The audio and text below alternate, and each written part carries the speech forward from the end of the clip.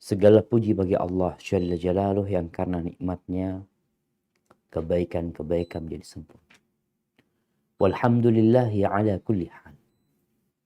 Dan segala puji bagi Allah Jalla Jalaluh dalam semua kondisi. Dalam kondisi kita senang, Allah yang pantas dipuji. Dalam kondisi kita berduka, tetap pujian milik Allah Jalla Jalaluh.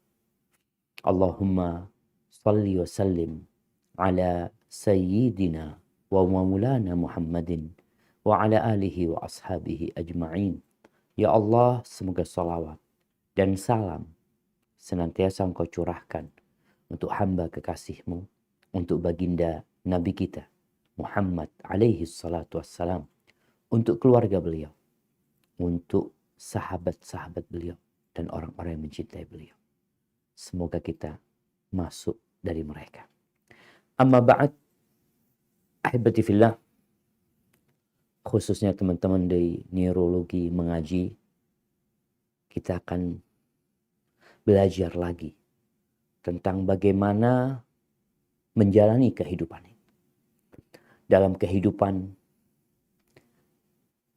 bermasyarakat, atau dalam lingkup yang lebih kecil dalam keluarga kita dan kerabat-kerabat kita. Di mana kita semua ingin hidup ini penuh dengan kedamaian.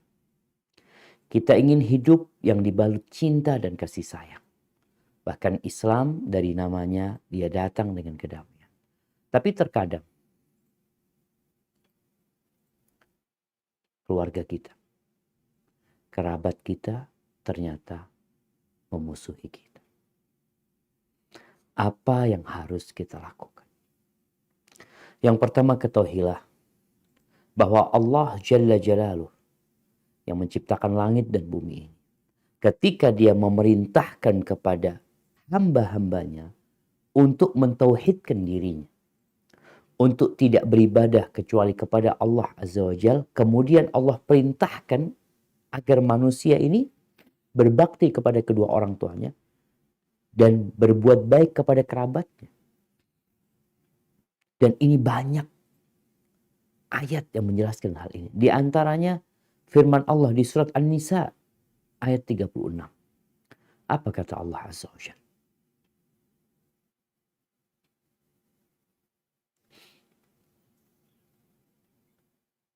Nah, silakan Dok.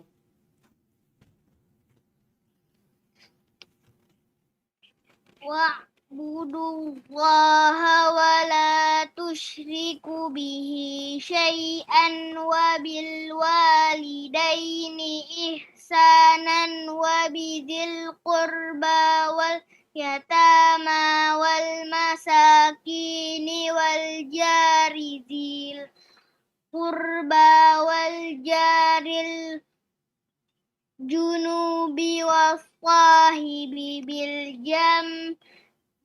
jambi wa banis sabili wa ma malakat aymanukum innallaha la yuhibbu man kana mukhtalan fakhura. Barakallahu fiik. Nah, artinya sembahlah Allah dan janganlah kamu mempersekutukannya dengan sesuatu pun, dan berbuat baiklah kepada dua orang ibu bapak, karib kerabat, anak-anak yatim, orang-orang miskin, tetangga yang dekat dan tetangga yang jauh, dan teman sejawat, ibnu sabil, dan hamba sahayamu. Sesungguhnya Allah tidak menyukai orang-orang yang sombong dan membangga-banggakan diri. Masya Allah. Siapa yang baca ini? Siapa namanya? Razafa. Masya Allah. Barakallahu fiik. Razafa. Nah, jamaah rahimakumullah. Kita lihat di ayat ini. Allah mengatakan wa'budullah. Beribadah kepada Allah dan jangan melakukan kesyirikan. Tidak sedikit umat Islam yang berpikiran bahwasanya Islam ini hanya mengatur hubungan antara manusia dengan penciptanya.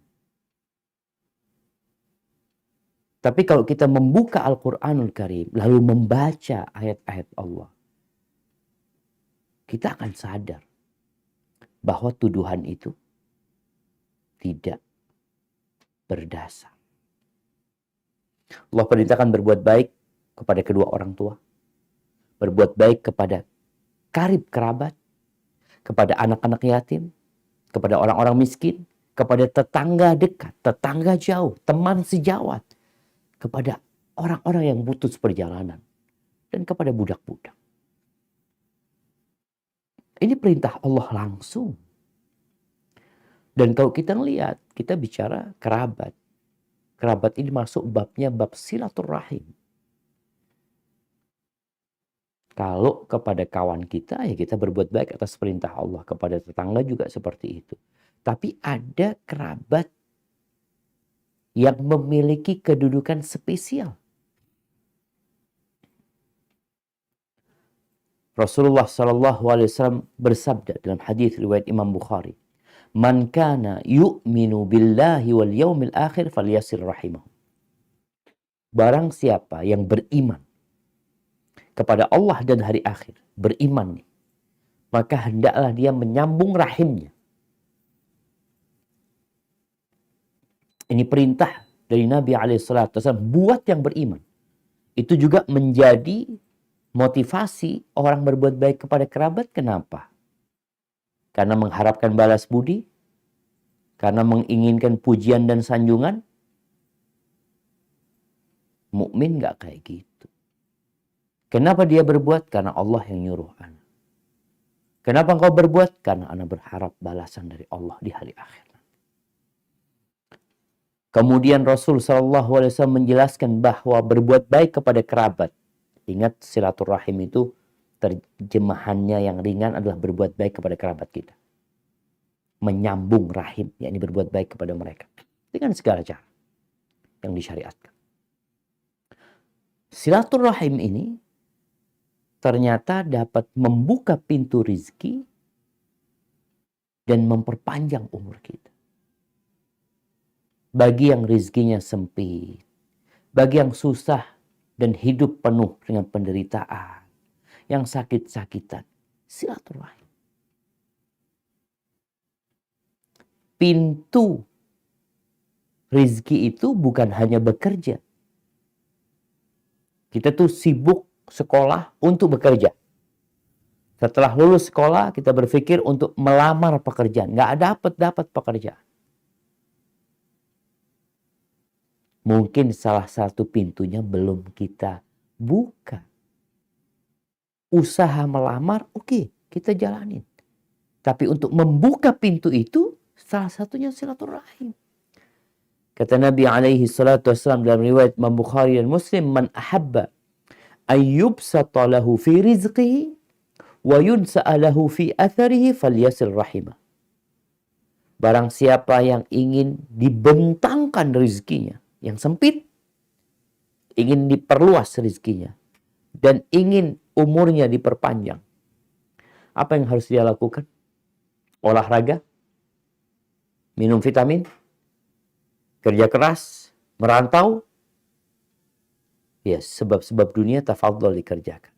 Tapi sebab agama yang kita tahu pada hakikatnya yang punya alam semesta ini Allah Azza wa Jalla. Falyasil rahimah. Hendaklah menyambung rahimnya. Dan subhanallah, Allah Azza wa Jalla tatkala menciptakan rahim. Kita tahu rahim yang ada di perut ibu kita.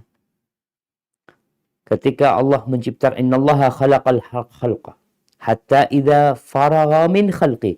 Allah menciptakan segala ciptaannya. Tatkala Allah selesai menciptakan ciptaan-ciptaannya itu, rahim berkata, "Hadza maqamul a'idzi bika minal qati'ah." Ini makomnya, kedudukan orang yang berlindung kepadamu dari diputuskan. Qala na'am. Iya. Apa kata Allah? Ama tardaina an asila man wasalaki wa aqta'a man qata'aki. Apa engkau tidak ridha di mana aku memberi sebuah ketetapan, aku akan menyambung orang yang menyambungmu, menyambung rahim, dan aku akan memutuskan orang yang memutuskan. Bayangin, diputusin sama Allah.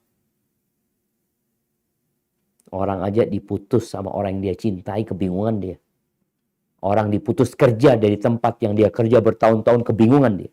Bagaimana tatkala dia diputus oleh Sang Pencipta yang memutuskan hubungan dengan dia. Apa kata rahim ini? Bala ya Rabbi. Tentu aku mau kalau itu keputusanmu. Qala fahuwa laki. Ya, itu sudah untukmu. Hadis rawahul Bukhari dan Muslim. Dan orang yang memutuskan rahim, subhanallah, itu diancam dengan laknat Allah Azza wa Jalla. Ini salah satu bentuk diputus sama Allah, nih orang nggak dikasihi. Namanya laknat itu dijauhkan dari rahmat Allah Azza wa Jalla. Allah berfirman di surat Muhammad sallallahu alaihi wasallam ayat 22-23. Apa kata Allah Azza wa Jalla? Nah, silahkan dibaca.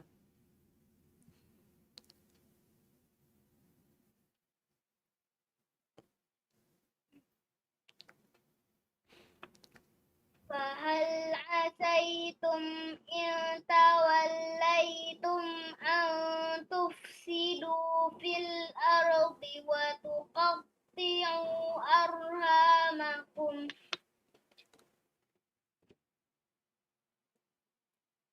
أولئك الذين لعنهم الله فأصمهم وأعمى أبصارهم.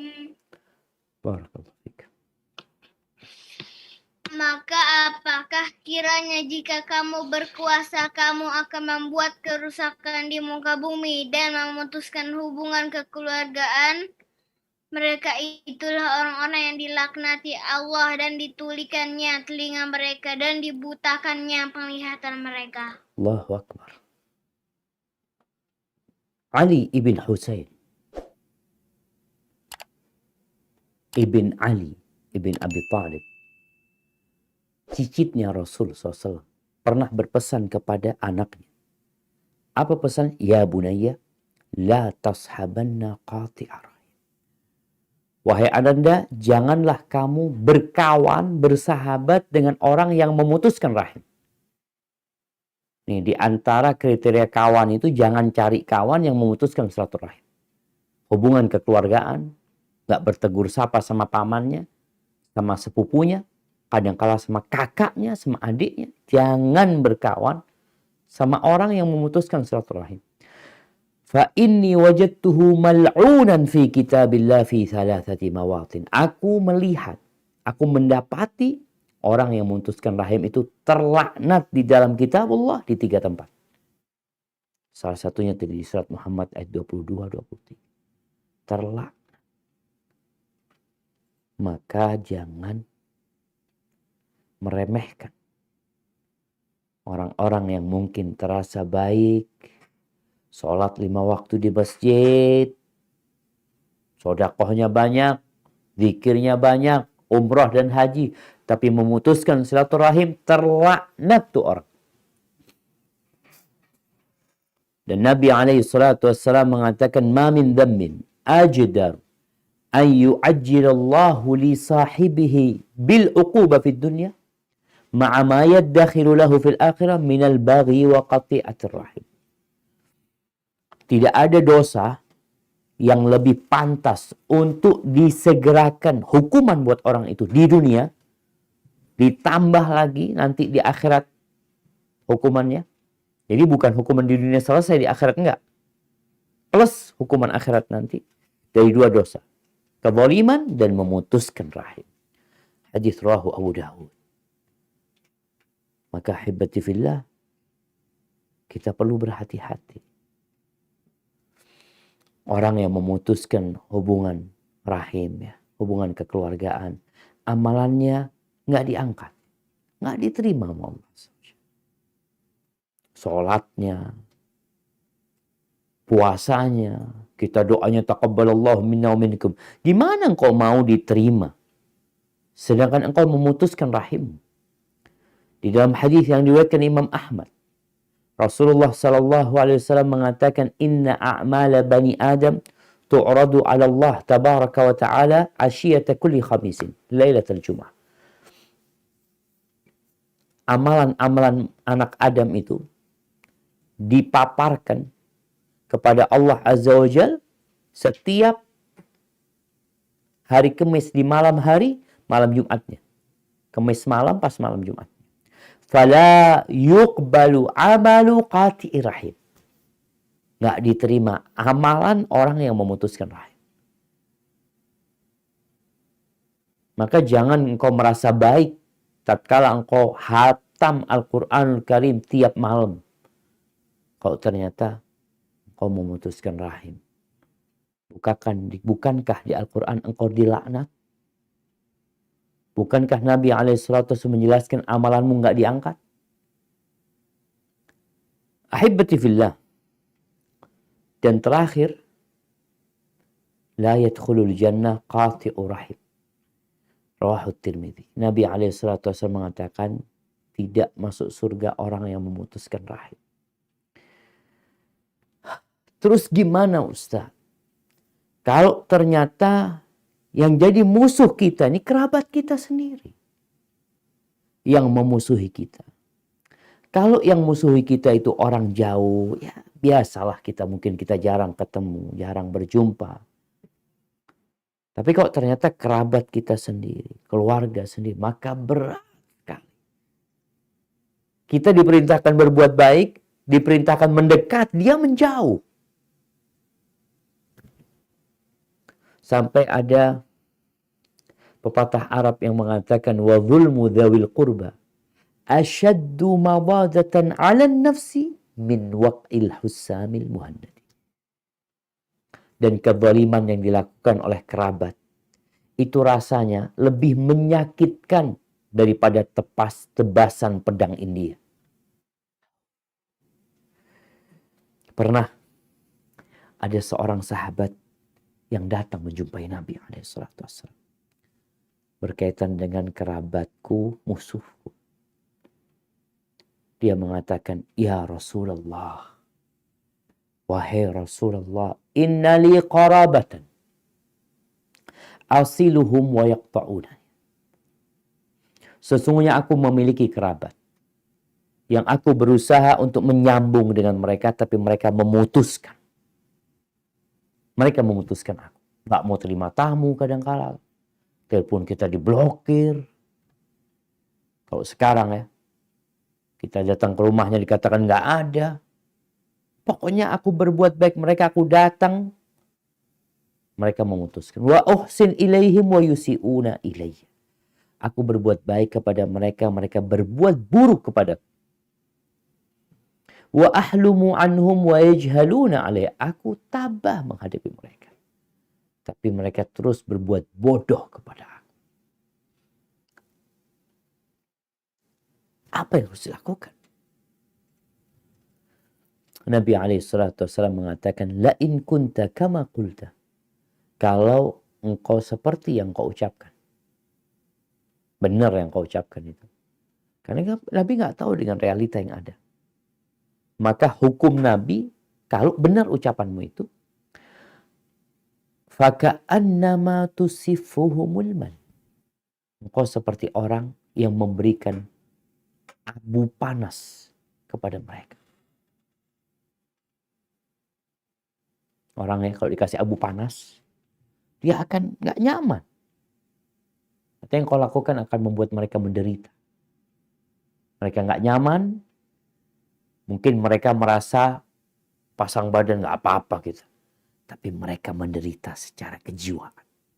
Wah, nanti di akhirat kita tahu balasan buat orang yang memutuskan rahim. Wala yazalu ma'aka minallahi zahir alaihim ma dumta ala dzalik. Dan akan ada dari Allah pelindung untukmu selama engkau berbuat itu. Rawahu Muslim. Artinya tatkala ada kerabat yang menyakiti kita, kita terus berbuat baik kepada mereka. Memusuhi kita, kita mencintai mereka.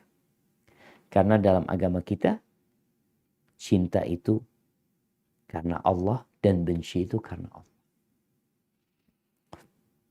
Ketika turun wahyu, Anda mau cerita tentang Nabi kita Muhammad alaihi salatu wassalam. Ini buat orang-orang yang punya kerabat yang memusuhi dia. Teladani Nabi kita Muhammad alaihi salatu wassalam. Bagaimana menghadapi kerabatnya sendiri yang secara verbal menyakiti Nabi dan keluarganya alaihi salatu wassalam. Dan secara perbuatan memalukan. Ketika turun wahyu kepada Nabi Muhammad alaihi salatu wassalam dan Allah memerintahkan kepada Nabi wa anzir ashiratakal aqrabin, berikan peringatan kepada kerabat-kerabatmu yang dekat. Jadi sebelum berdakwah kepada orang lain, kerabatmu dulu. Maka Nabi alaihi salatu wassalam mengumpulkan mereka. Lalu kumpullah keluarganya.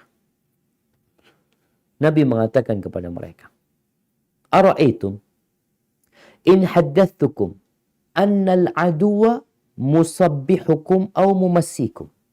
Akuntum musaddiqin. Menurut kalian, kalau aku kabarkan kepada kalian, akan ada musuh yang menyerang kalian di pagi hari atau di sore hari, kalian percaya nggak dengan ucapanku? Qalu na'am. Kata mereka, percayalah. Ma jarabna alaika kadziban. Kita nggak pernah mendapatimu berdosa. Lalu Nabi alaihissalatu wassalam mengatakan, fa inni nadhirun lakum baina yaday adzabin syadid. Aku ini kabar gembira. Aku ini adalah pemberi peringatan kepada kalian. Akan datangnya azab yang sangat menakutkan. Yang berat sekali. Faqala Abu Lahab. Abu Lahab mengatakan, Ali hadza jama'atana. Untuk ini engkau mengumpulkan kami. Tabban laka. Marah Abu Lahab sambil menggerakkan tangannya, dia mengatakan, celaka buat engkau sa'ilal yawm, sepanjang hari. Hanya untuk ini kau kumpulkan kami. Subhanallah. Akhirnya turun firman Allah, tabbat yada Abi Lahabi wa tab. Itu pamannya sendiri. Nabi ini udah gak punya bapak. Pamannya ini kayak gitu kelakuan. Ketika Nabi alaihissalatu wassalam berdakwah, sebelum beliau kemudian berdakwah keliling ke tempat qabilah-qabilah, Abu Lahab itu ngomong sama istrinya. Udah. Anaknya Muhammad itu yang sudah jadi menantu kita ceraikan. Minta supaya diceraikan. Ada satu istrinya Utbah bin Abu Lahab. Ada satu istrinya Abi Utaibah. Yaitu Ruqayyah dan Ummu Kalthum. Itu diceraikan. Abu Lahab memerintahkan kepada anaknya untuk menceraikan. Dan diceraikan. Supaya Muhammad sibuk ngurusin anak perempuannya. Dan ketika Nabi SAW berdakwah. Keliling. Dari pasar-pasar tempat kumpulnya orang Arab. Ketika musim haji, di tempat-tempat singgahnya qabilah-qabilah yang datang berangkat haji. Nabi datang mengatakan kepada mereka, Qulu la ilaha illallah tuflihu. Katakan la ilaha illallah, kalian akan selamat. Dibacakan Al-Quran kepada mereka, dijelaskan tentang keindahan agama Islam ini. Setelah Nabi pergi, datang Abu Lahab. Datang ke majelis habis Nabi dakwah tadi. Apa kata Abu Lahab? Aku pamannya. Soba, rajul ini keluar dari agamanya. Jangan percaya sama dia. Pendusta dia. Seperti itu. Apa yang dilakukan Nabi SAW? Memberikan balik lagi kepada mereka. Ribut sama Abu Lahab. Nggak ditinggal Abu Lahab. Nggak diurusin. Yang penting tugas beliau menyampaikan sudah selesai. Jadi klarifikasi, Nabi tidak melakukan klarifikasi kepada mereka lagi. Enggak, sudah. Karena orang itu dapat menilai mana yang berdusta dan mana yang benar. Adapun istrinya Abu Lahab. Istrinya Abu Lahab ini saudarinya Abu Sufyan. Istri Abu Lahab ini pedes kalau ngomong. Dan dia berusaha untuk mengobarkan api fitnah pada Nabi SAW. Diriwayatkan oleh Imam Bukhari dan Muslim bahwasanya Nabi SAW pernah nggak bangun semalam atau 2 malam karena beliau sakit. Fa'atat imra'atun, datang seorang wanita, istri Abu Jahal. Rumahnya nggak jauh karena biasanya Banu Hashim punya kampung sendiri, Banu Makhzum punya kampung sendiri, rumahnya berdekatan. Datang nih Ummu Jamil, Arwa binti Sakhr, dia mengatakan, "Ya Muhammad, ma ara syaitanak illa qad tarakak." Aku melihat syaitanmu sudah meninggalkan engkau. Kemudian turun firman Allah, "Wadduha wal-laili idza saja." Ketika turun tabbat yada abi lahabi wa tab, datang lagi nih Ummu Jamil. Waktu itu Nabi SAW sedang duduk bersama Abu Bakar. Datang. Ternyata Allah menutupi Nabi Muhammad dari Ummu Jamil. Ummu Jamil mengatakan, aku dengar Abu Bakar, aku dengar kawanmu itu menghija. Hija itu adalah celaan lewat syair. Kata Abu Jahal, enggak ada. Memang yang turun itu ayat firman Allah Azza wa Jalla. Ngomongnya pedas. Akhirnya hukuman buat mereka berdua nih. Ini kalau bicara suami istri. Ada suami istri yang dua-duanya berjalan menuju ke surga. Ada suami istri yang dua-duanya menuju neraka. Maka Allah gambarkan bagaimana istrinya Abu Lahab nanti di neraka itu membakar suaminya. Gimana perasaan suami? Terikat, lalu istrinya datang membakar dia. Istri juga nggak ingin membakar suaminya. Tapi itu yang terjadi. Nabi SAW dicaci maki, dibully, disakiti oleh kaumnya. Tentunya ya kalau bicara Nabi sakit hati enggak? Allah berfirman di surat Al-Hijr ayat 97. Apa kata Allah SWT?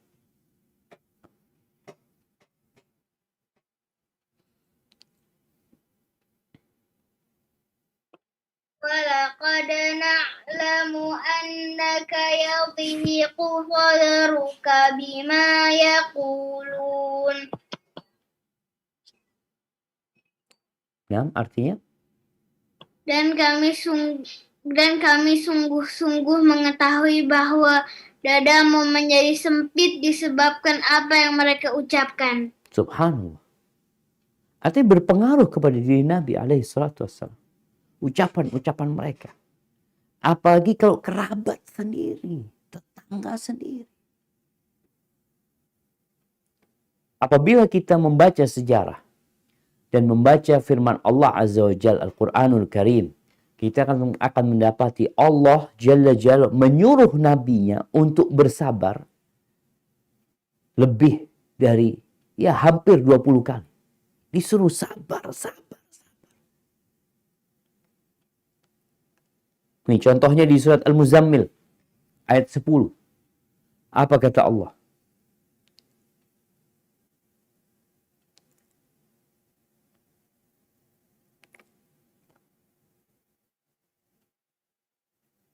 Naam, Razafa? Al-Muzammil ayat 10. Lama yaquluna wahjurhum hajran jamila. Dan bersabarlah terhadap apa yang mereka ucapkan dan jauhilah mereka dengan cara yang baik. Nah, disuruh bersabar atas ucapan mereka. Dan ini berulang kali. Ada 4 kali Allah menyuruh Nabi bersabar terhadap ucapan mereka. Wasbir ala ma yaqulun. Di surat Shad ayat 17 Allah mengatakan isbir ala ma yaqulun, sabar engkau dengan ucapan-ucapan mereka. Kemudian di surat Taha ayat 130 Allah mengatakan fasbir ala ma yaqulun, sabarlah engkau dengan ucapan-ucapan mereka. Wasabbih bihamdi rabbika, bertasbihlah engkau menyebut Allah Azza wa Jalla. qabla tulu'i syamsi wa qabla ghurubiha, sebelum matahari terbit, sebelum matahari terbenam, wa min ana'il lail, dan ketika malam hari, fasabbih wa atrafan nahar la'allaka tarda. Bertasbihlah engkau di ujung-ujung siang, niscaya engkau akan ridha. Disuruh sabar. Di surat Qaf ayat 39 Allah mengatakan fasbir ala ma yaqulun. Sabar kau dengan ucapan mereka. Jadi sikap kita tatkala ada kerabat kita yang menjadi musuh buat kita, ya kita harus bersabar. Abu Bakar Siddiq. Jadi kita tuh kalau membaca perjalanan hidup Nabi SAW, perjalanan hidup Abu Bakar Siddiq radhiyallahu anhu, Umar bin Khattab, kita tuh akan dapat mengamalkan Islam ini sesuai dengan yang diinginkan Allah dan Rasulnya, dan sudah dipraktekkan oleh para sahabat Nabi. Abu Bakar Siddiq pernah dia disakiti oleh anak sepupunya,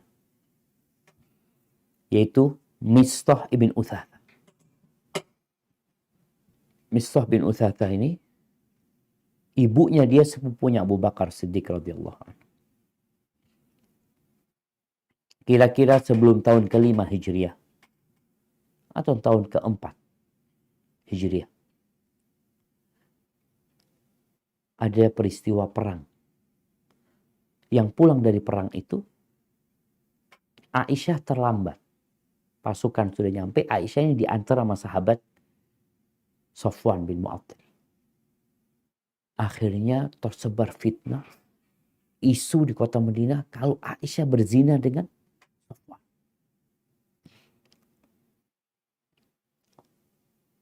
Di antara yang menyebarkan fitnah ini, Mistah bin Utsatha. Tadi, anak sepupunya Abu Bakar. Padahal Mistah ini selalu mendapatkan santunan dari Abu Bakar Siddiq radhiyallahu anhu. Kok bisa-bisanya bukan belain kerabatnya, malah ikut menfitnah kerabat. Cukup lama fitnah itu. Akhirnya turun firman Allah di surat An-Nur, di surat 6 An-Nur, di mana Allah membebaskan Aisyah dan membersihkan namanya dari tuduhan itu. Akhirnya Mistah ini dipecut. Hukuman orang yang menuduh berzina, lalu dia tidak mendatangkan 80 saksi, mendatangkan 4 saksi, dia akan dipecut 80 kali. Mistah ini termasuk yang dipecut. Setelah kejadian itu, Abu Bakar sakit hati. Maka Abu Bakar bersumpah tidak mau menyantuni Mistah lagi. Tidak mau memaafkan Mistah. Sakit hati. Wajar istrinya Nabi difitnah berzina. Wah, anaknya Abu Bakar yang masih kerabat sama Mistah. Jadi Aisyah sama Mistah ini, kalau bahasa Jembernya mindoan, sepupu 2 kali. Masih kerabat. Abu Bakar bersumpah tidak mau memaafkan Mistah dan tidak mau memberikan bantuan kepada Mistah lagi. Lalu apa yang terjadi? Allah menurunkan firman-Nya di surat An-Nur ayat 22. Nah, silakan dibaca. ولا يأتل أولو الفضل منكم والسعة أن يؤتوا أولي القربى والمساكين والمهاجرين في سبيل الله وليعفوا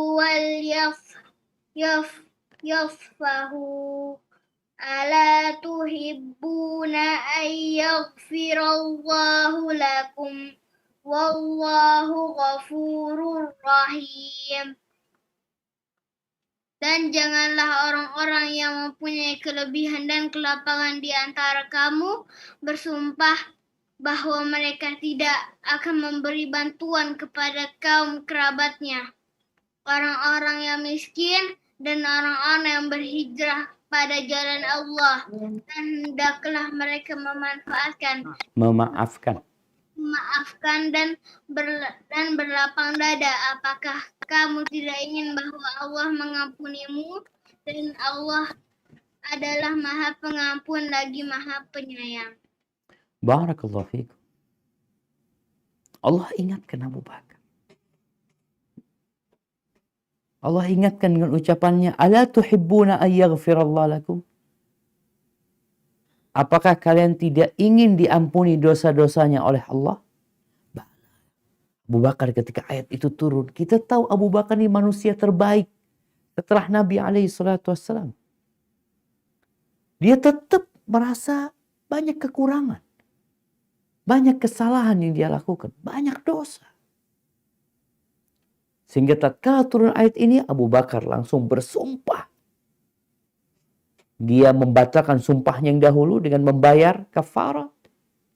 Kafarat sumpah itu yang memberi makan 10 orang miskin, atau memberi pakaian mereka, atau membebaskan budak, nggak mampu ya puasa 3 hari. Abu Bakar langsung membayar kafarat sumpahnya yang tidak mau memberi santunan kepada Mistah. Kemudian dia bersumpah lagi tidak akan mencabut bantuan yang dia berikan kepada Mistah selama dia hidup. Padahal Mistah menyakiti. Kita biasanya ya sama, kita tuh sama orang-orang yang suka menyakitin kita. Mungkin kita akan kasih waktu dia kesempatan sekali, 2 kali, 3 kali, setelah itu selamat tinggal. Ahibati fillah, semua berbuat salah. Tapi bagaimana kita memperbaiki orang yang berbuat salah? Jadi kalau ada kerabat kita yang jadi musuh kita, yang memusuhin kita, kita perlu introspeksi diri kita. Bisa jadi dia yang salah, bisa jadi anak yang salah. Kalau ternyata dia yang salah, ternyata kita maafkan dia. Kalau kita yang salah, kita minta maaf. Kita tuh kadangkala merasa paling benar. Oke, Abu Bakar benar. Ketika dia sakit hati, nggak salah dia sakit hati. Tapi tatkala dia bersumpah tidak mau memberikan santunan, dia salah. Maka Allah tegur. Maka ahibati fillah, terkadang orang-orang itu memusuhi kita yang sudah belajar agama dengan benar, yang sudah ngaji sesuai dengan sunnah Nabi SAW, gara-gara sikap dan perilaku kita kurang baik.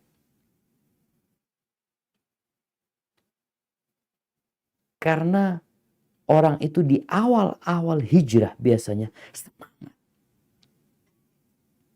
semangat yang tidak berlandaskan ilmu, sehingga kebablasan. Akhirnya kerabat kita gak suka sama kita dengan sikap kita. Kalau kita berbuat baik kepada kerabat kita, berakhlak mulia seperti perintah Allah dan perintah Rasul SAW, insya Allah kalaupun mereka membenci kita, tapi di hati mereka akan merasakan bahwasanya yang kita lakukan adalah sebuah kebaikan. Oleh karena itu, di surat Fussilat ayat 34-35, bagaimana Allah Jalla Jalal memberikan arahan kepada kita menghadapi manusia yang jahat sama kita, yang menyakiti kita. Apa kata Allah? Di surat Fussilat ayat 34-35. Wala tastawil hasanatu walas sayyi'ah. Idfa' billati hiya ahsanu fa idzal ladzi ini mah ka'annahu waliyun hamim. Wa ma yulaqaha illa alladzina sabaru wa ma yulaqaha illa dzu hauzzin azim. Dan tidaklah sama kebaikan dan kejahatan.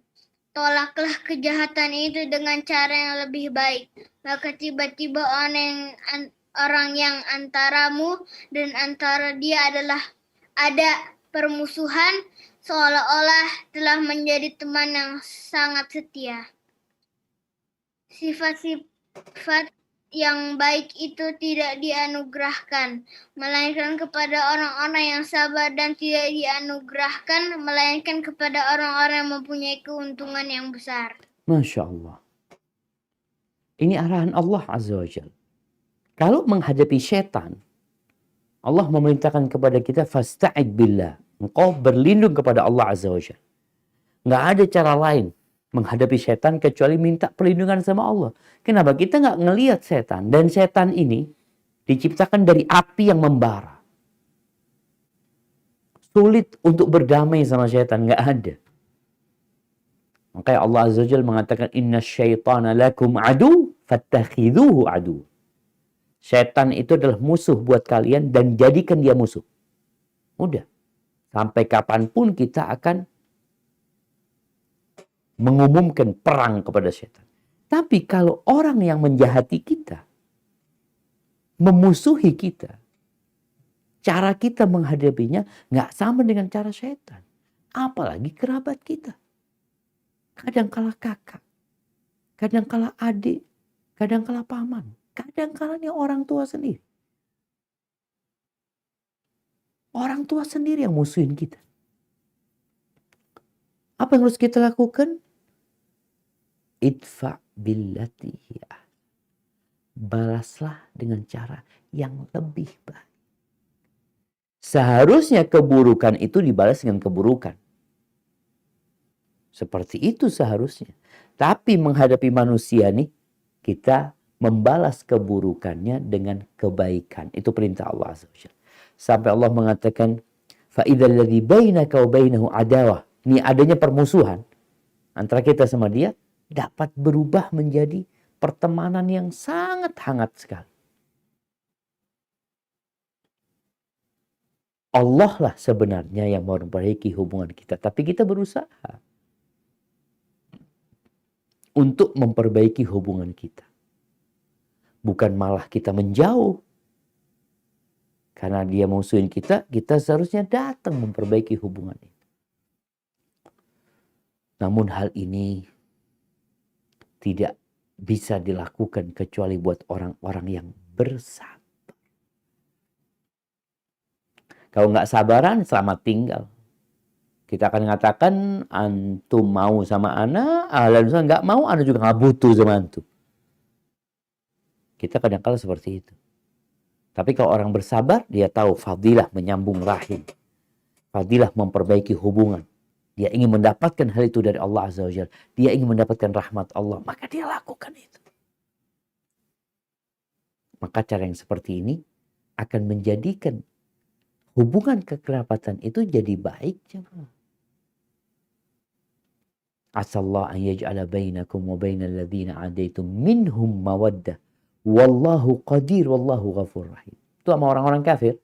Allah bisa menjadikan kita sama mereka yang awalnya bermusuhan jadi saling mencintai. Allah Maha Kuasa.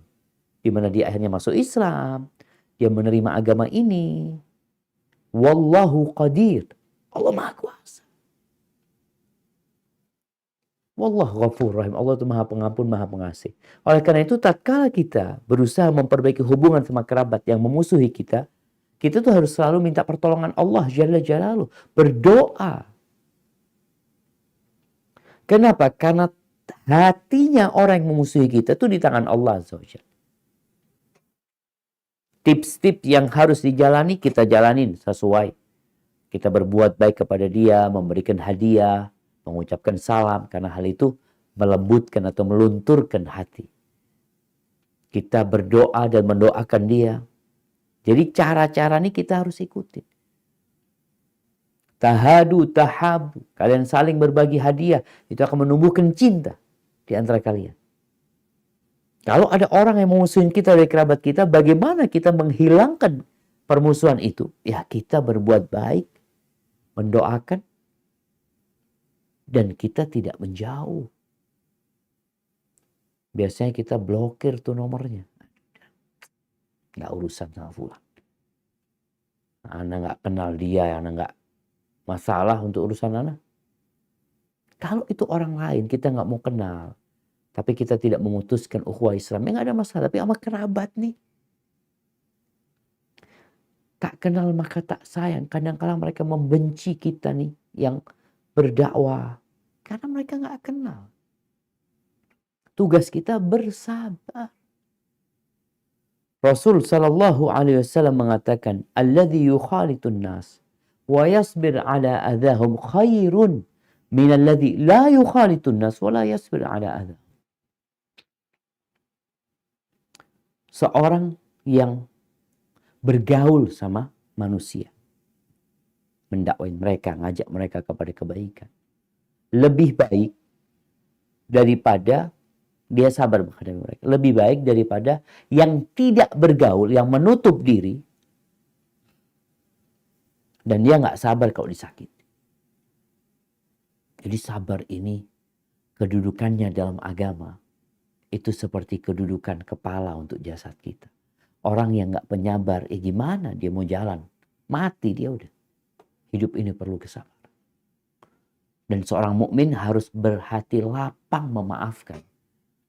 Sebagaimana Nabi SAW mengajarkan kepada kita. Ketika datang, seorang bertanya kepada Rasul SAW, "Ya Rasulullah, kam na'fu anil khadim?" Berapa kali kita memaafkan pembantu? Nabi diam sampai orang itu tanya 3 kali.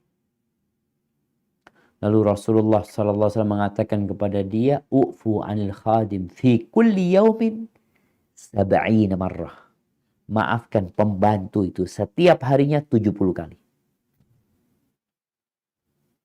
Dan ingat, wa ma zadallahu 'abdan bi'afwin illa 'izza.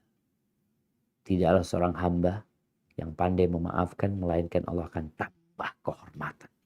Jadi orang kalau minta maaf atau suka memaafkan itu bukan akhirnya pamor dia jadi turun. Enggak, dia akan semakin mulia.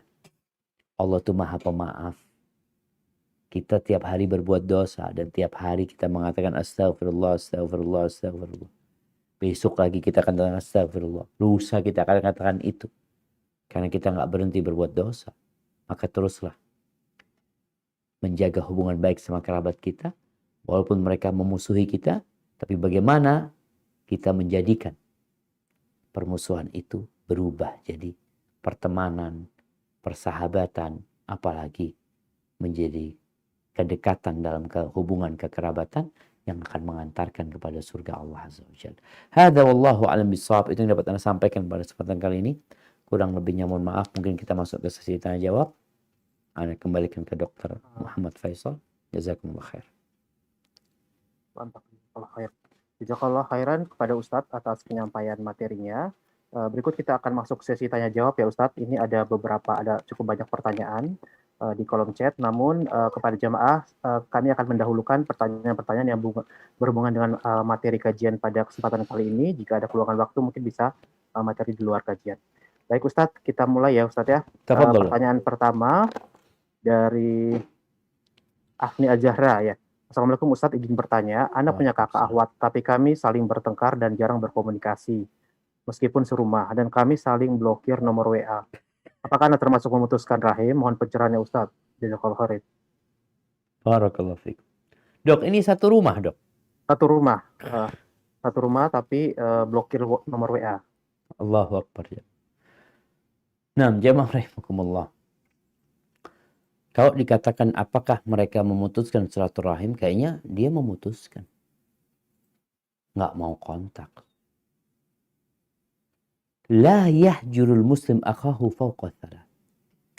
Tidak bertegur sapa itu boleh 3 hari batas. Ini sama muslim yang lain, bukan sama saudara. 3 hari. Nggak boleh lewat 3 hari. Maka akhirnya kita akan mendapatkan ancaman. Ancaman apa? Ancaman dilaknat. Diputuskan hubungan.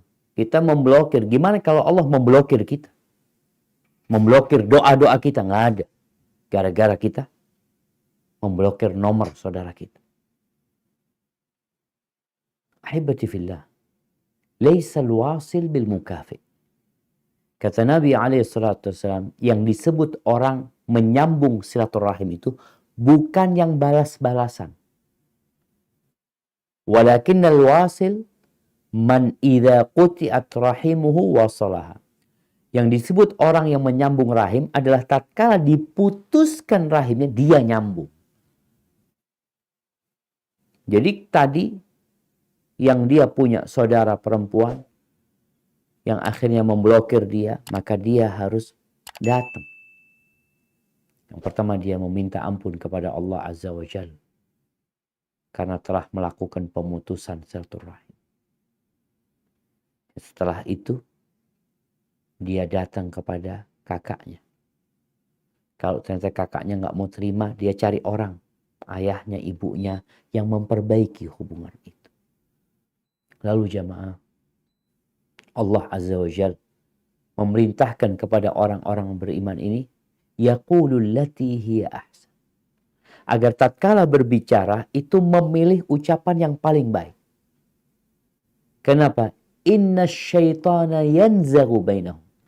Karena syaitan ini berusaha untuk merusak hubungan dengan kata-kata. Bagi yang suka pasang status, tolong kalau pasang status itu lihat niatmu. Yang pertama, kenapa engkau bikin status itu? Mau menyindir fulan atau fulana? Kerabatmu sendiri. Kalau niatmu sudah nggak benar, urungkan. Niatmu benar enggak, ana ya bikin status sekedar nasihat buat semuanya. Pilih kata-kata yang tidak ya membuat orang itu seakan-akan statusmu untuk dia. Pilih kata-kata. Kenapa? Setan ini mau merusak. Nabi SAW mengatakan, Inna syaitana qad ayisa an ya'budahul musalluna fi jaziratil Arab. Setan-setan itu sudah putus asa untuk disembah lagi oleh orang-orang muslim yang mendirikan sholat di jazirah Arab. Terus apa yang dilakukan setan? Walakin fit tahrish bainahum. Tapi bagaimana setan merusak hubungan di antara mereka, mengadu domba di antara mereka. Dan ini yang terjadi. Ini dua kakak beradik, sama-sama muslim, sama-sama sholat, tinggal satu atap, nggak bertegur sapa. Setan. Yang salah sapa, nggak perlu cari kambing hitam. Hendaklah kita introspeksi diri. Tadi, kalau ana yang salah, ana minta maaf. Kalau dia yang salah, ana yang memaafkan dia. Jangan nunggu dia minta maaf sama kita. Enggak, ana memaafkan dia atas kesalahannya. Bukan berarti ana tunggu dia. Dia nggak minta maaf, ana nggak maafin dia. Abu Bakar Siddiq, apakah Mistah bin Utsasah minta maaf? Enggak. Abu Bakar yang memaafkan. Maka sekali lagi, kalau engkau yang salah, engkau datang minta maaf sama dia. Tapi kalau dia yang salah, engkau datang memaafkan dia. Sekali lagi, untuk mendapatkan rahmat Allah dan tidak jadi manusia yang terlaknat. Hadza wallahu a'lam bishawab. Ya, baik Ustaz. Kita lanjut pada pertanyaan berikutnya, Ustaz. Ini terkait dengan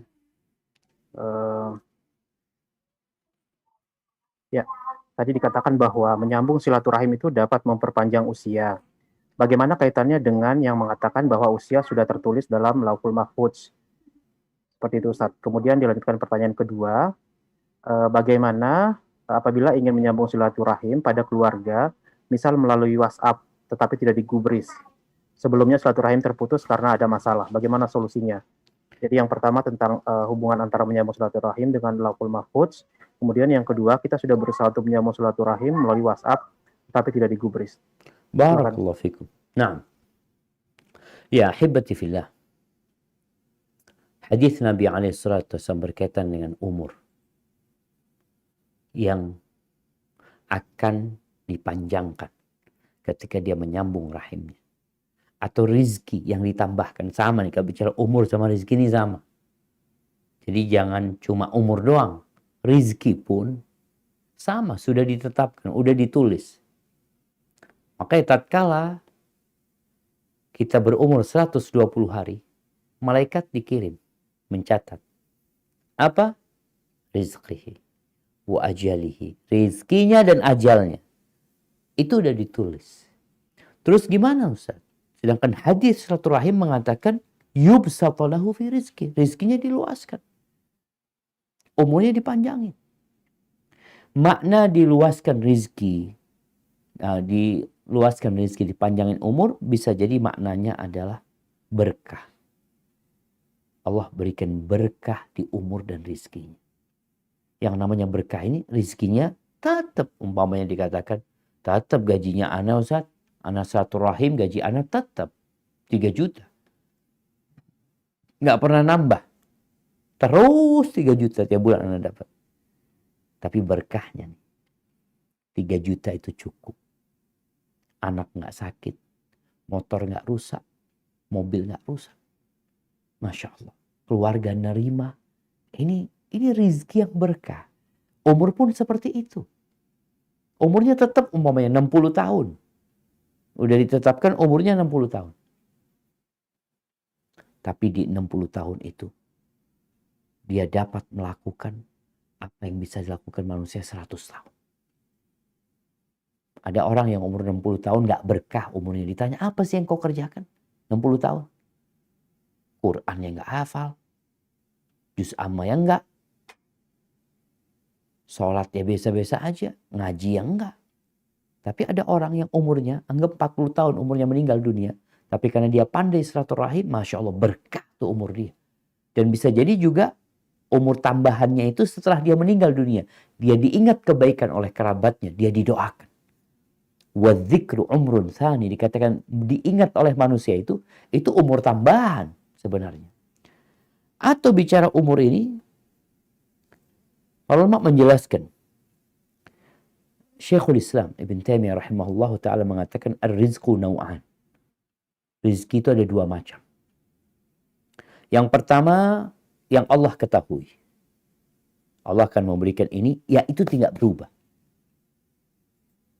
Yang kedua, rizki yang ditulis oleh malaikat. Dan malaikat dikasih tahu. Ini seperti yang tadi ditulis ketika umur 120 hari. Allah tuliskan. Yang ini bisa bertambah dan berkurang sesuai dengan sebab-sebabnya. Adapun yang di Lauhul Mahfuz enggak. Jadi kan penulisan rizki yang ketika manusia ini mau lahir, itu yang dapat berubah. Yang malaikat dikasih tahu berdasarkan sebab-sebabnya. Jadi seperti itu berkaitan dengan rizki. Bisa jadi memang secara hakikat bertambah umurnya, rizkinya juga bertambah. Atau bicara berkah. Dari umur dan dari rizki yang diberikan kepada dia. Adapun pertanyaan yang kedua tadi. Bagaimana usaha kita menghadapi orang yang putus hubungan kita sama dia. Lalu kita berusaha untuk memperbaiki tapi via WhatsApp. Namun gak digubris. Ana tadi membaca tentang media sosial ini. Tentang teknologi. Bisa jadi membuat hubungan itu malah jauh. Karena kita gak lagi berkunjung, gak lagi ketemu ya. Bas sekedar WhatsApp umumnya. Maka nasihat ana kalau memang WA-mu tidak digubris, yang kau datang. Jauh Ustaz. Engkau tulis surat. WhatsApp gak dihubungi, engkau tulis surat. Atau cari orang. Kita tuh kadang kala kaku ya. Ini 2 orang putus silaturahim bertahun-tahun gak bertegur sapa. Mau mulai itu berat biasanya. Takut ini, takut itu. Padahal 2 orang ini sebenarnya sudah mau baikan. Hanya perlu penengah yang menggeret ini dan menggeret ini untuk dipertemukan. Engkau perlu tuh mediator. Siapalah kawan atau kerabat yang lain yang katakan aku ini merasa berdosa ya. Kok sampai putus silaturahim ya. Aku mungkin yang salah ya. aku pengen minta maaf, ini itu. Nah, mediatornya ini biar dia yang datang ke fulan. Dia ketemu, ngobrol sama fulan. Soalnya kalau tiba-tiba WhatsApp kadang-kala nggak digubris gitu. Tapi jangan pernah putus asa. Sekali lagi, kata Allah, idfa billati hiya ahsan. Balaslah dengan yang lebih baik. Permusuhan yang terjadi bisa berubah menjadi pertemanan yang sangat setia. Hada wallahu a'lam bishawab.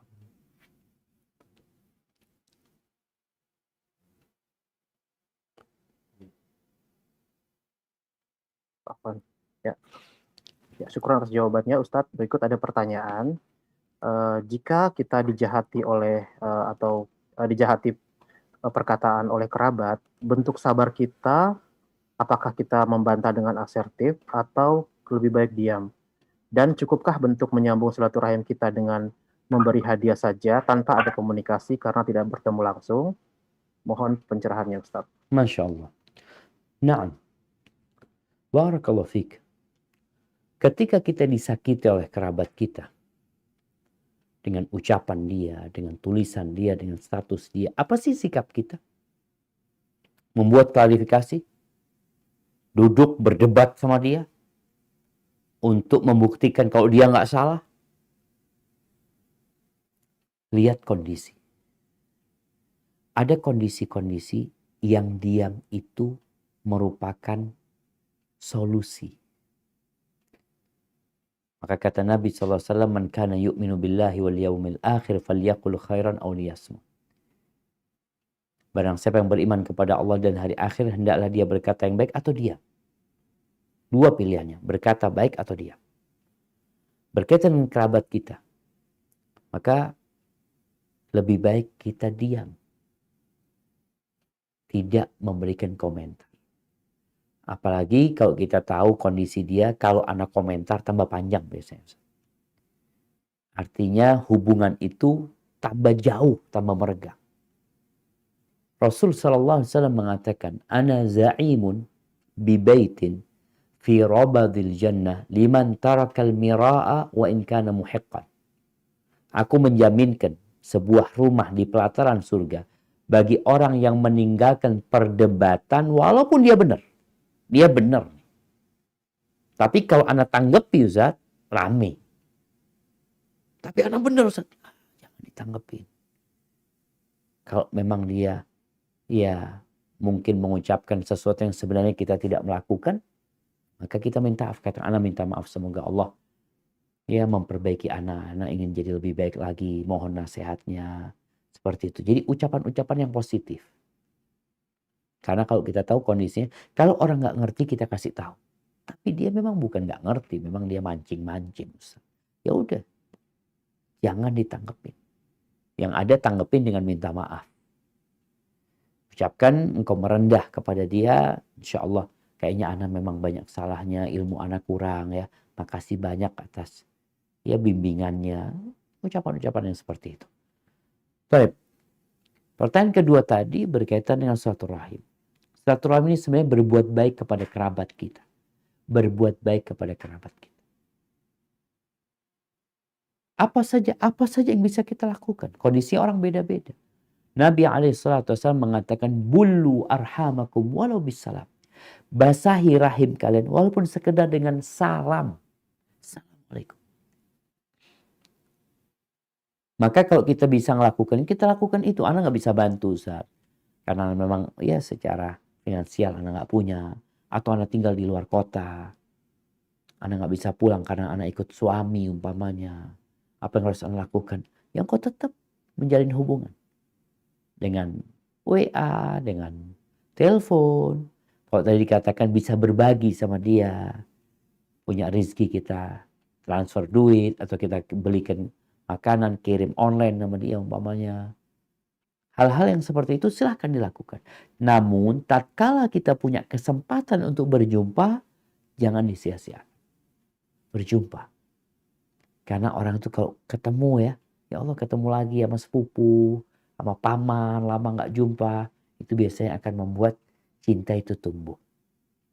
Jadi berbuat baik kepada kerabat itu sesuai dengan kemampuan kita dan sesuai dengan situasi dan kondisi Yang penting jangan sampai kita melupakan mereka dan mengabaikan mereka. Paling tidak tadi ucapkan salam dan doakan mereka. Hadza wallahu a'lam bishawab. Ya, syukran Ustadz.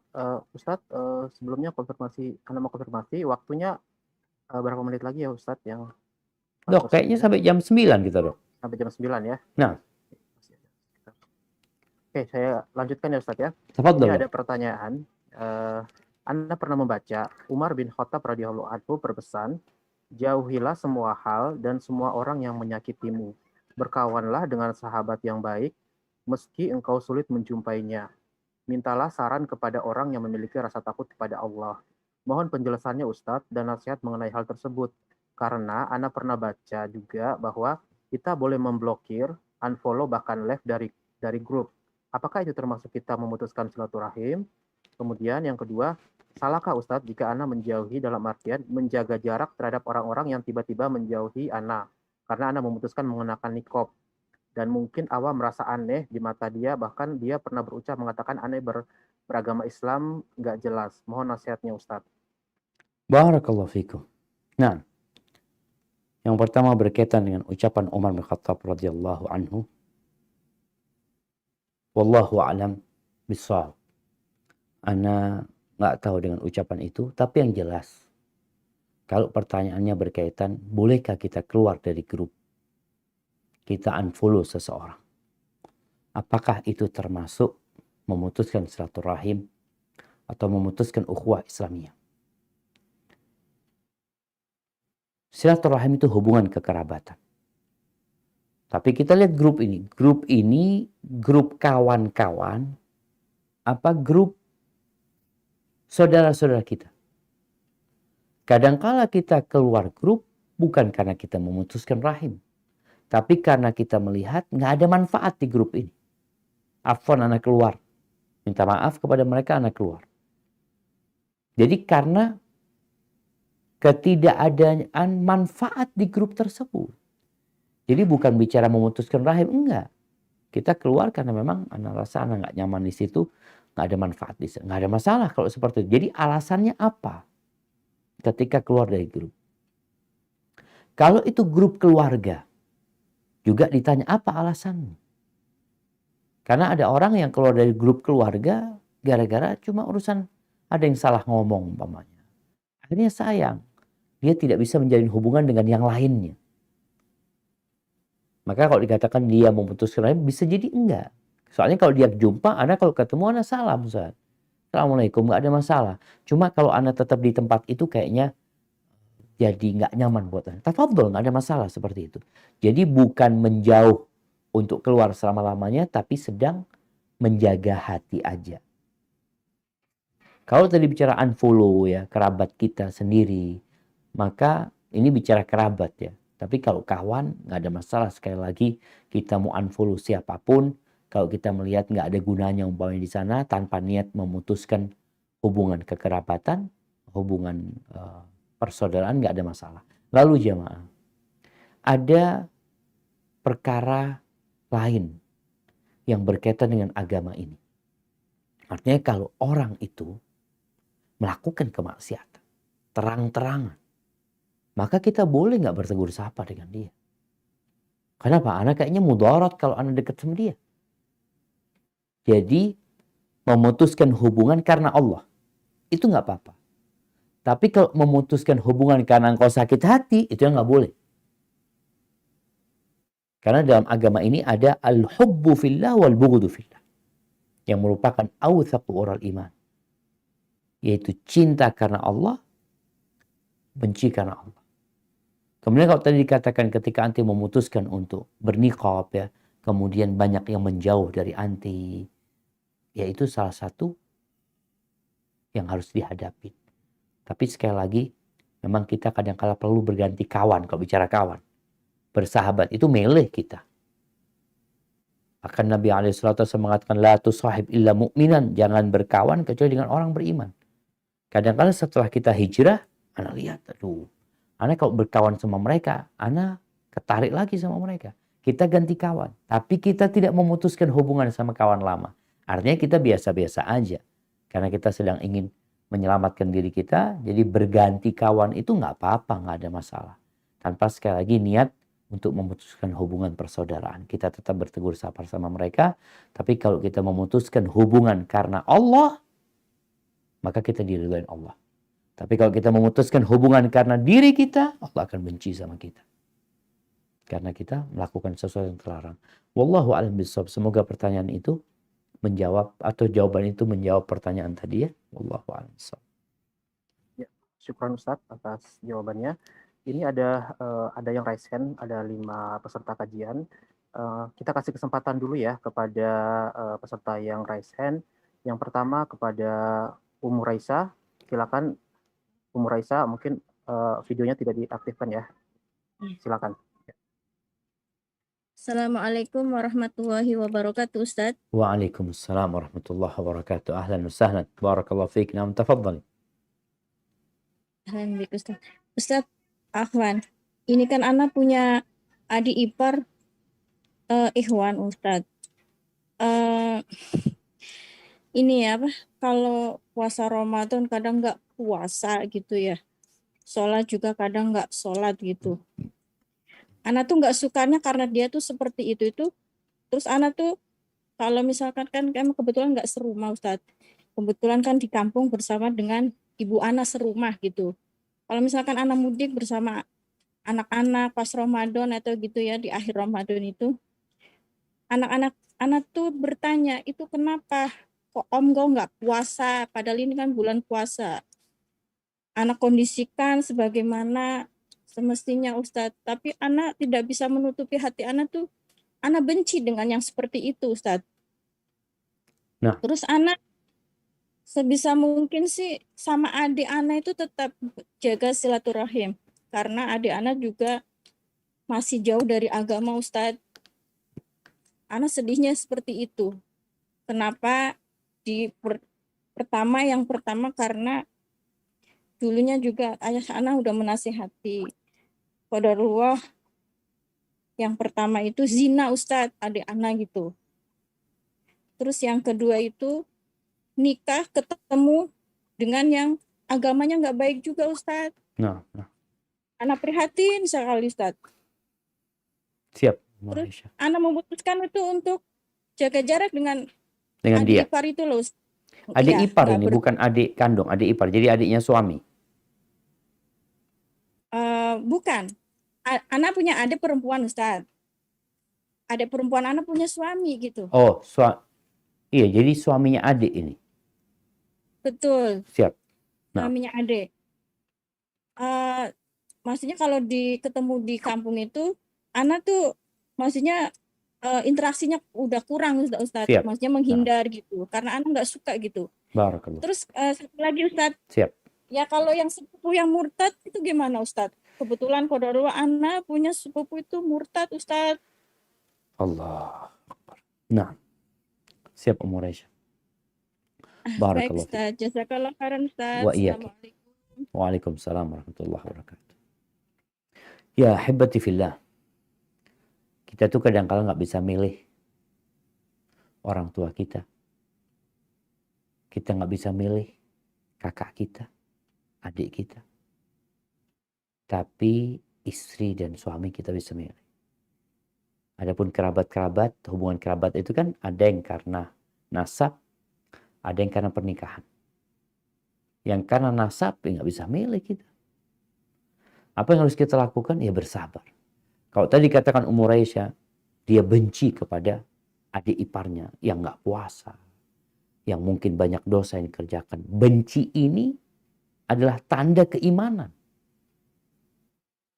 Jadi nggak apa-apa, kita bukan nggak apa-apa, disyariatkan kita membenci pelaku kemaksiatan dan maksiat yang dia lakukan. Ada sebagian orang yang mengatakan kita tuh jangan benci sama pelaku kemaksiatan, kita benci dengan maksiatnya, kita benci sama dua-duanya. Sama tuh orang yang lakukan kemaksiatan dan sama kemaksiatan dia lakukan. Maka kalau kita lihat Allah Azza wa Jalla mengatakan qad kanat lakum uswatun hasanatun fi Ibrahim walladzina ma'ahu idh qalu liqaum inna bura'a'u minkum wa mimma ta'buduna min dunillah kafarna bikum وَبَدَا بَيْنَنَا وَبَيْنَكُمُ الْعَدَاوَةُ وَالْبَغْضَاءُ أَبَدًا حَتَّى تُؤْمِنُوا بِاللَّهِ وَحْدَهُ. Ada suri teladan yang baik di diri Ibrahim alaihissalam, para nabi yang bersamanya, orang-orang yang beriman yang bersamanya. Ketika mereka mengatakan, kami berlepas diri dari kalian, dari orang-orang, dan dari apa yang kalian sembah dari selain Allah Azza wa Jalla. Kita kafir sama kalian.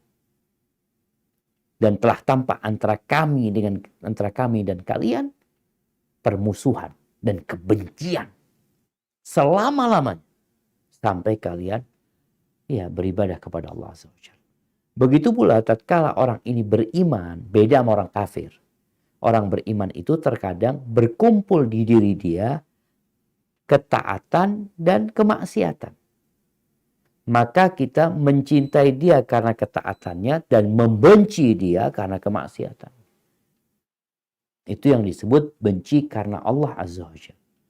Jadi kalau yang dilakukan Ummu Raisa membenci dia, itu harus. Masa kita cinta sama orang yang berzina? Masa kita cinta? Dan ini hati-hati jemaah. Kadang-kadang kita mencintai public figure yang berzina kita cinta. Harusnya kita benci. Itu ada. Nih public figure, kumpul kebo, berzina, kemaksiatan dia lakukan, narkoba, ketangkap. Kita masih suka. Kita kasih dukungan sama dia. Dukungan apa? Kalau dukunganmu agar dia bertobat, minta ampun sama Allah, wajar. Tapi kalau memberi dukungan, sabar ya, engkau mendapatkan ujian. Dia sedang mendapatkan azab karena dosa yang dia lakukan. Seharusnya dukungan kita agar dia bertobat memohon ampun kepada Allah Azza wa Jalla. Jadi kalau bicara cinta dan benci karena Allah itu disyariatkan kepada orangnya dan kepada kelakuannya. Kita membenci kalau itu kemaksiatan dan kita mencintai kalau itu sebuah ketaatan. Apa yang harus kita lakukan? Kita menjaga jarak, nggak ada masalah. Agar anak-anak nggak terpengaruh juga. Tapi juga usahakan untuk memberikan nasihat kepada dia dan mendoakan. Adapun pertanyaan kedua tadi berkaitan dengan sepupu yang murtad. Maka ada dua kondisi. Yang pertama, kita selamat tinggal. Kita cuci tangan kita dari dia. Kalau memang ya nggak bisa didakwain. Tapi yang kedua, terkadang sepupu murtad itu ada penyebab. Coba engkau cari tahu. Apa yang menyebabkan dia murtad? Kalau nggak faktor ekonomi, faktor pernikahan. Itu yang banyak terjadi. Karena dia pacaran sama non-muslim, lama-kelamaan jadi murtad. Atau karena masalah ekonomi, ada yang mau ngasih kerjaan dia atau ngasih jabatan dia jadi murtad. Biasanya ketika dia cerai nanti, dia akan balik. Ketika dia susah lagi ekonominya, biasanya dia balik. Nah, bagaimana sekarang anti memposisikan sebagai pendakwah yang mendakwain dia? Karena kesian. Mungkin seperti itu. Hadza wallahu a'lam bissawab. Baik, syukron Ustadz. Kita masih tersisa 10 menit lagi. Mungkin satu pertanyaan lagi ya Ustadz ya. Tafadhol. Dari yang raise hand ya. Dari yang raise hand, Ibnu Rahadian. Tafadhol. Jazakallah khairan. Assalamualaikum warahmatullahi wabarakatuh, Ustaz. Waalaikumsalam warahmatullahi wabarakatuh. Ahlan wa sahlan. Afwan bik, Ustaz. Barakallahu Kok nggak fikum. muncul video antum? Nah, Ustaz. Muncul, Ustaz. Ahlan wa sahlan. Tafadhol. Begini, Ustaz, anak itu punya saudara satu ayah beda ibu. Dan kita memang hubungannya dari dulu itu nggak dekat karena memang jarang dipertemukan sama ayah gitu. Nah, Ayah alhamdulillah, nikah lagi apa ayah pisah sama ibu?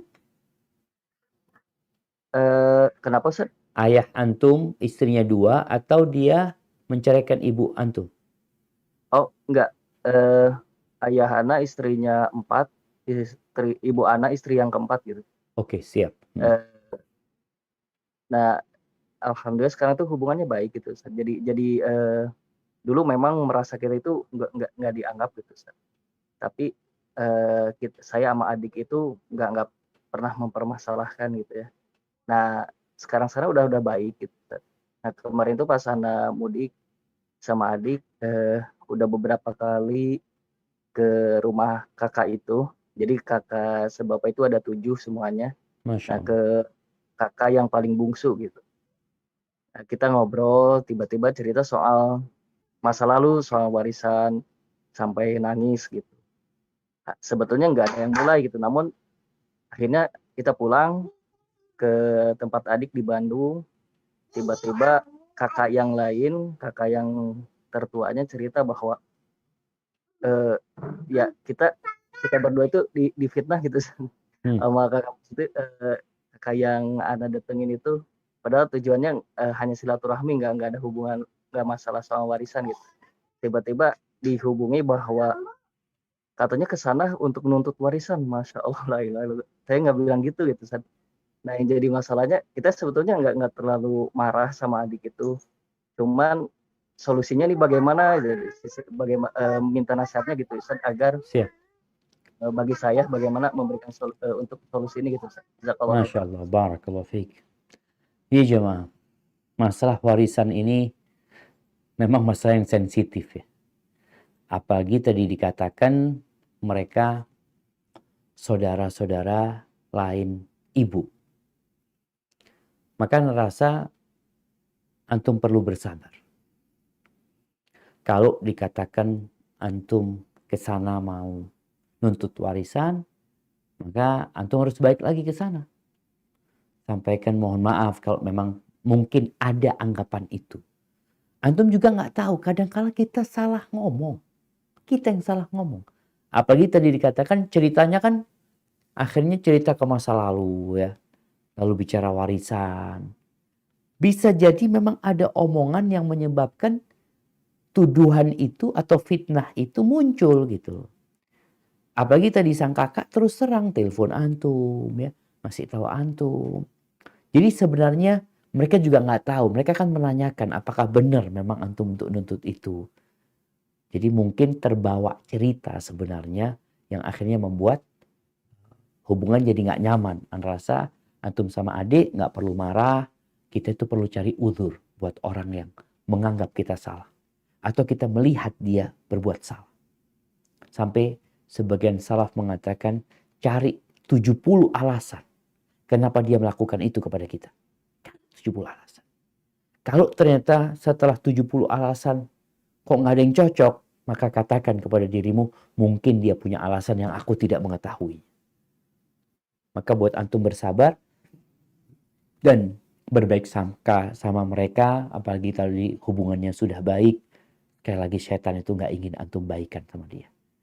Maka tafadhol antum baik lagi ke sana. Mohon maaf sama mereka kalau mungkin kemarin ketika datang itu ada omongan yang kurang nyaman ya seperti itu. Kalau bicara warisan, ana mohon maaf, ana kalau bicara warisan ana nggak ikut-ikut, mungkin kakak-kakak yang lebih tua yang lebih mengerti tentang itu. Mungkin seperti itu. Sambil berdoa. Hada wallahu a'lam bissawab. Ya, alhamdulillah waktu sudah menunjukkan pukul 21 waktu Indonesia Barat, Ustadz. Ada yang mau disampaikan lagi, Ustadz, sebagai penutup? Siap. Naam, Dok. Naam, barakallahu fikum.